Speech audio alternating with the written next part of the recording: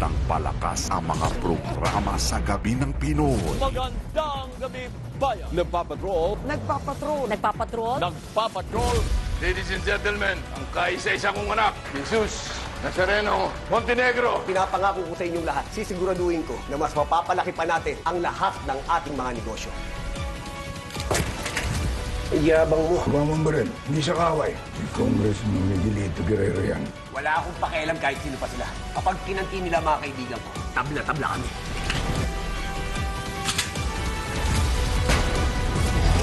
General, may kontrata ba kayo para sa grupo ko? Hindi na sila bago sa'yo.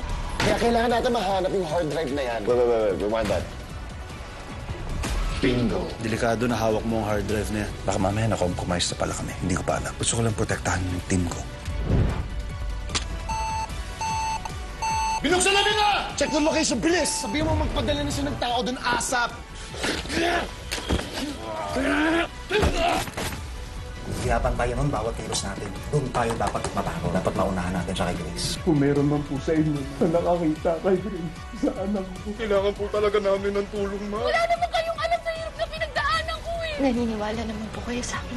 Wala rin siya nung araw na nawala si Grace. Sino? Si Ana Sarmiento. Wala akong kinalaman sa nangyari kay Grace. Ikaw ang tinuturo ng ebidensya. Within 24 hours, ibalik mo sa amin si Grace. Mahaba-habang proseso ang pagdedemanda ng paninirang puso. Isang mahabang proseso rin ang pagbuo ko sa buhay na meron ako ngayon. Pero winasak niya lang lahat yun. Talagang paniwalang-paniwala siya na wala siyang ginawang mali. Kapit na kapit ka. Gabi-gabi sa A to Z Primetime.